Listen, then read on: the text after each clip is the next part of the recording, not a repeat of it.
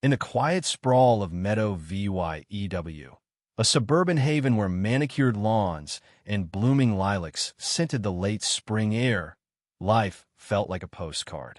Families flocked here for the top-notch schools and the promise of safety, a bubble of comfort wrapped in HOA rules. Among them were Tom Harris, a seasoned wildlife officer, his wife Clara, a pediatric nurse with a heart of gold, and their spunky 9-year-old, Emma, who zipped around on neon green crutches due to a condition that limited her leg mobility. Emma's favorite spot was Sunshine Park, a gem of a playground designed for kids like her. Wide ramps, adaptive swings, sensory toys, the works. It was her kingdom, where her laughter drowned out any sense of limitation. But Meadow VYEW had its thorns, and her name was Evelyn Carter. In her late 50s, Evelyn didn't just live in the neighborhood, she ruled it. As the iron-fisted head of the HOA, she wielded the rulebook like a scepter, her sharp eyes hunting for any smudge on her VY shine of perfection. Her colonial mansion, pristine and looming over Sunshine Park, was her throne. To Evelyn, the park's bright equipment was an eyesore, its joyful squeals a personal affront. She'd flood the HOA inbox with complaints too loud, too colorful, too messy. She'd even griped about parents loitering as they watched their kids, as if love were a crime. Behind her back, folks called her the Carver Curse, a mix of dread and awe at her relentless audacity. Evelyn's crusade against the park grew darker by the day. She demanded time slots for play, decibel limits, even the removal of ugly adaptive gear.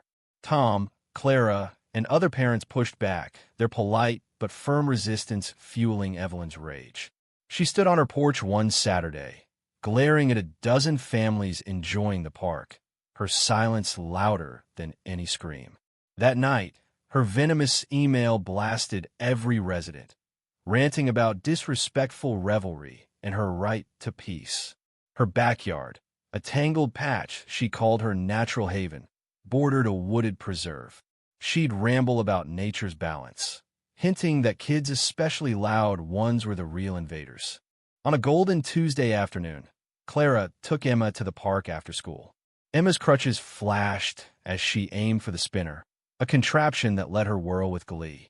Other kids swung and climbed, their shouts VYing a happy chaos. Tom was due soon, eager to push Emma on the swings and hear her chatter. Then, a scream sharp, raw, not playful shattered the air. Another followed, then panicked yells. Clara spun around, her heart plummeting. There, by the slide, coiled a snake, its triangular head poised. Another slithered near the swing, said Emma, had-eyed moments ago. Copperheads. Venomous. Deadly. Panic erupted. Parents scooped up kids, shouting warnings. Emma froze halfway to the spinner, her face pale, eyes wide with terror. She knew danger crutches made escape slow. Clara's nurse instincts kicked in. Emma, don't move, sweetheart, she called, her voice steady despite the fear choking her. She edged toward her daughter, scanning the ground for more snakes. Everyone, back to the street, she yelled to the other parents. At that moment, Tom's truck screeched to a stop. He'd heard the screams blocks away, his gut twisting. Years of handling wildlife and poachers sharpened his senses. He leaped out, eyes sweeping the chaos, parents fleeing, kids crying, Clara pointing to the play structures. Then he saw them, copperheads in a kid's park. His training snapped into place, show VYing down the dread for Emma, who stood safely near the gate. Stay back, he roared, his voice cutting through the hysteria. Clara, get Emma and the kids across the street. Someone call 911 venomous snakes, public playground, animal control, paramedics now. Parents obeyed, herding kids to safety. Tom moved with lethal calm, spotting 3 snakes due by the slide and swings, a third near the sandbox. Their placement was no accident. Too precise, too cruel. This was sabotage. His snake hit was locked in his truck, but time was the enemy. He grabbed the garden hoe and a cardboard box from a shed, muttering to steady himself. The first copperhead, coiled by the slide, buzzed its tail, fangs bared. With practiced precision, Tom guided it into the box, sealing it with a rock. The second, by the swings, was feistier, its coils tight. Parents watched, breathless, as he coaxed it into another box after tense minutes. The third, a smaller one, hid by a boulder. He contained it too. 3 venomous snakes, targeting a park for disabled kids. Rage burned beneath his calm cold, sharp fury. This wasn't reckless. It was EVYL. Is everyone okay? Anyone bitten? Tom called. Miraculously, no one was hurt, though the kids sobbed traumatized. Sirens wailed closer. Clara, clutching Emma, rushed to Tom. Who would do this? She whispered, horrified. Tom's gaze locked on Evelyn's house. A curtain twitched upstairs. She'd been watching. Her complaints, her hatred for the park, it all clicked. I've got a damn good guess, he growled. As police taped off the park, Tom briefed animal control, ensuring the snakes were logged as EVY Denke. Then he strode to Evelyn's door, off-duty but unstoppable. This was his turf: wildlife crimes, endangering kids. He knocked hard. Evelyn answered, her face a mask of fake surprise, but her eyes betrayed fear and a sick smugness. Officer Harris, what's this commotion? She chirped, her voice brittle. Snakes in the park, Evelyn, Tom said, icy.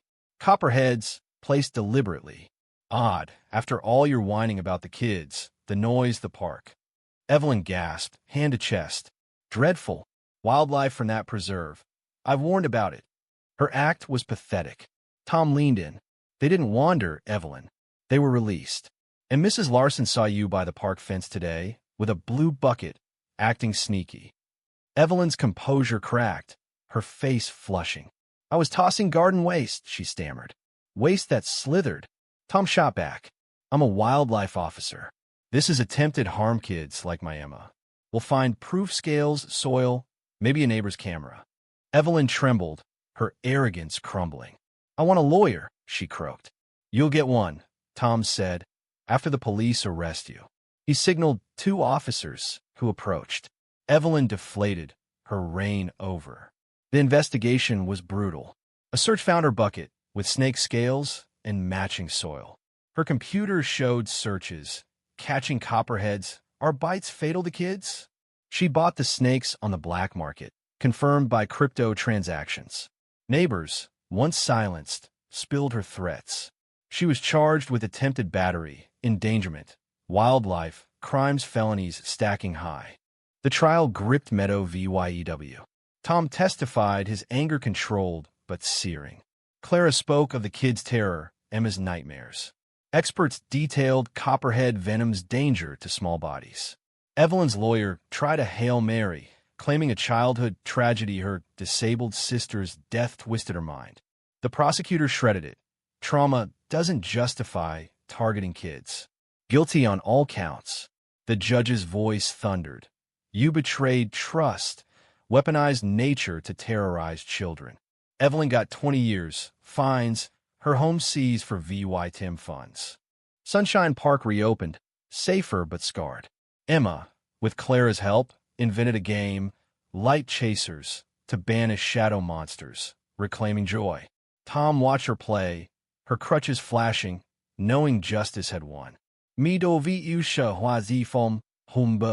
Evelyn became a cautionary tale of suburban darkness.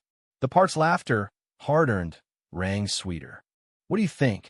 Was Evelyn pure EVYL, or did her past justify her madness? Should the community forgive her, or is her punishment too light? Drop your thoughts below, hit like, and subscribe for more wild stories.